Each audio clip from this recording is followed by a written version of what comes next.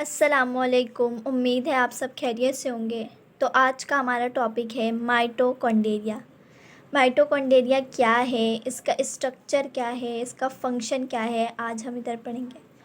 तो माइटोकॉन्ड्रिया को energy generating organelle भी कहते हैं। तो इसका क्या मतलब है? माइटोकॉन्ड्रिया एनर्जी जनरेट करते हैं, एनर्जी पैदा करते हैं। तो हम इसके स्ट्रक्चर में आ जाते हैं। ये माइटोकॉन्ड्रिया का स्ट्रक्चर है। ये इसका आउटर मेम्ब्रेन है। इसके दो मेम्ब्रेन होते हैं, आउटर और इनर मेम्ब्रेन। ये इसका आउटर मेम्ब्रेन है और ये इसका इनर मेम्ब्रेन है। इनर मेम्ब्रेन अंदर की तरफ से फोल्ड हुए हुए होते हैं और इस इनर मेम्ब्रेन पे एंजाइम होते हैं और इलेक्ट्रॉन ट्रांसपोर्ट चेन होते हैं। तो ये हम इधर आ जाते हैं। ये इनर मेम्ब्रेन है, ये एंजाइम है और ये इलेक्ट्रॉन ट्रांसपोर्ट चेन है। इलेक्ट्रॉन ट्रांसपोर्ट चेन में प्रोटीन होते हैं। तो इलेक्ट्रॉन ट्रांसपोर्ट चेन है तो यहाँ पे लाजमी सी बात है, इलेक्ट्रॉन इधर से ट्रैवल कर रहे होंगे, सफ़र कर रहे होंगे। जब इलेक्ट्रॉन यहाँ से ट्रैवल कर रहे होते हैं, यहाँ से ट्रैवल कर रहे होते हैं तो क्या होता है, एनर्जी जनरेट होती है और ये एनर्जी एटीपी की शक्ल में कन्वर्ट हो जाती है। एटीपी वो है, जैसे एनर्जी जैसे ही रिलीज़ होती है तो वो उसको पकड़ लेते हैं। इसको बहुत सारी किताबों में पावर हाउस के नाम से मेंशन किया हुआ है। अब हम आ जाते हैं कि इनर मेम्ब्रेन में ये जो आप लोगों को ये स्पेस दिख रहा है, इसको कहते हैं माइटोकॉन्ड्रिया कॉम्प्लेक्स। और ये जो दो मेम्ब्रेन है, आउटर मेम्ब्रेन और इनर मेम्ब्रेन के दरमियान ये जो स्पेस है, इसको कहते हैं इनर मेम्ब्रेन। अब हम आ जाते हैं इनर मेम्ब्रेन के अंदर। ये आप लोगों को दिख रहा है, ये एक माचिस लाइट की तरह स्ट्रक्चर होता है। ये क्या करते हैं, ये इसको क्या है, ये माइटोकॉन्ड्रिया की बॉडी में तो ये है एफ पार्टिकल की तरह होते हैं। ये एटीपी सिंथेसिस करते हैं, मतलब एटीपी ये भी बनाते हैं। और जो इनर मेम्ब्रेन में ये आपको जो फोल्ड्स नज़र आ रहे हैं, इस फोल्ड का नाम है क्रिस्टियाई।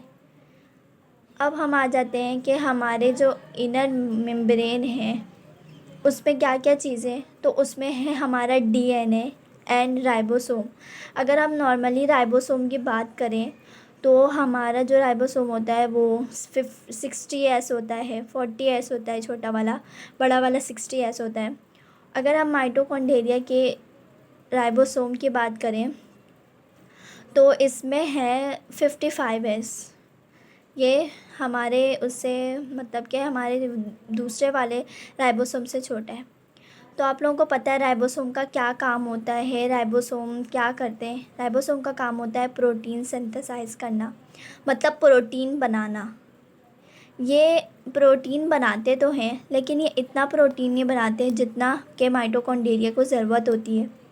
ये अगर इनको ज़रूरत होती है कि जैसे इनको 60% की ज़रूरत है प्रोटीन की, तो ये खुद से सिंथेसाइज़ कर पाते हैं, खुद से बना पाते हैं 10% प्रोटीन। इसलिए ये सक्सेसफुल नहीं है और बाकी के प्रोटीन ये अपने माइटोकॉन्ड्रिया अपने बाहर से लेकर आते हैं ये प्रोटीन। तो बहुत ही आसान सा इसका वो है, क्या कहते हैं, प्रोसेस है कि माइटोकॉन्ड्रिया खुद से ये कैसे जनरेट कर लेते हैं। तो सिंपली है कि इसके दो मेम्ब्रेन है, एक आउटर मेम्ब्रेन है, एक इनर मेम्ब्रेन है। आउटर मेम्ब्रेन इसका फोल्ड हुआ है, उस फोल्ड का नाम क्रिस्टियाई है। ये जो आउटर मेम्ब्रेन पर एंजाइम है, इलेक्ट्रॉन ट्रांसपोर्ट चेन है। इलेक्ट्रॉन ट्रांसपोर्ट चेन में प्रोटीन है, लिपिड्स हैं, यहाँ पे एंजाइम है।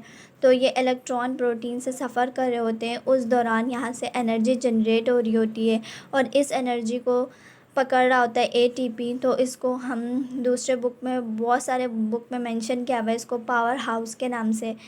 इसके जो स्पेस है इनर मेम्ब्रेन में जो स्पेस है उसको हम माइटोकॉन्ड्रिया मैट्रिक्स कहते हैं। और जो ये दो मेम्ब्रेन के दरमियान के जो गैप है उनको इनर मेम्ब्रेन कहते हैं। इसमें इनर मेम्ब्रेन में डीएनए होता है, हमारे पास राइबोसोम होता है जो 55 है, ये इम्पॉर्टेंट है।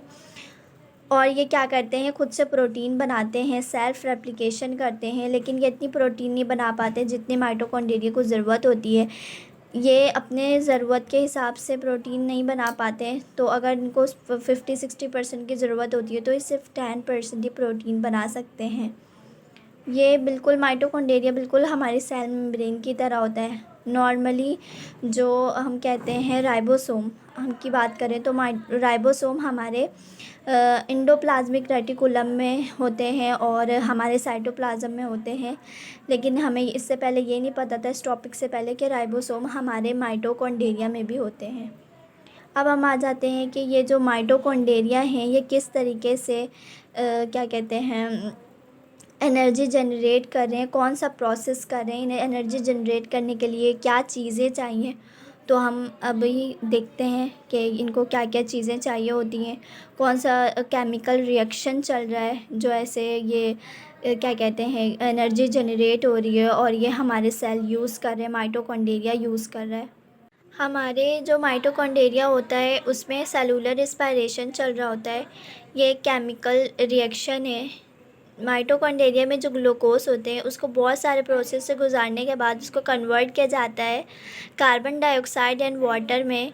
इस दौरान क्या किया जाता है कि हाइड्रोजन और इलेक्ट्रॉन को निकाला जाता है और NADH के साथ इसको कंबाइन किया जाता है और इसको कन्वर्ट किया जाता है NADH में। मतलब यहाँ पे जो ग्लूकोज से कार्बन डाइऑक्साइड और वाटर में इसको कन्वर्ट किया जा रहा है, तो यहाँ पे ग्लूकोज की ऑक्सीडेशन हो रही है, ग्लूकोज को तोड़ा जा रहा है। तो जिसमें से ये जो हमारे पास ये जो ऑक्सीडाइज हुए हुए इलेक्ट्रॉन है और हाइड्रोजन है ये आ रहे हैं NAD के पास और कन्वर्ट कर रहे हैं इसको NADH के पास। तो Na ऑक्सीडाइज हो रहा है और NADH रिड्यूस हो रहा है। ये जो रिड्यूस NADH है ये इंटर हो जाता है हमारे इलेक्ट्रॉन ट्रांसपोर्ट चेन में, जिसके ज़रिए हमारा ATP बनता है। हमारे माइटोकॉन्ड्रिया में एक साइकिल चल रहा होता है जिसे हम क्रेब्स साइकिल कहते हैं। क्रेब्स साइकिल में प्रोटीन, लिपिड, कार्बोहाइड्रेट नहीं, फैटी एसिड, ये सारे हो रहे होते हैं। अब हमारे जो माइटोकॉन्ड्रिया में है कि क्या कहते हैं उसमें चीज़ें जनरेट भी हो रही हैं और चीज़ों को तोड़ा भी जा रहा है। मतलब कि कैटाबॉलिज्म और एनाबॉलिज्म का प्रोसेस चल रहा होता है वहाँ पे। तो यह हमारा सिंपल सा एक टॉपिक था कि माइटोकॉन्ड्रिया क्या है, माइटोकॉन्ड्रिया का स्ट्रक्चर क्या है। तो उम्मीद है आप लोगों को ये वीडियो समझ आई होगी। और अगर वीडियो मेरी अच्छी लगे तो इसको लाइक करें, सब्सक्राइब करें ताकि मेरी अगली वीडियो आप तक पहुंच सके। अल्लाह हाफिज़।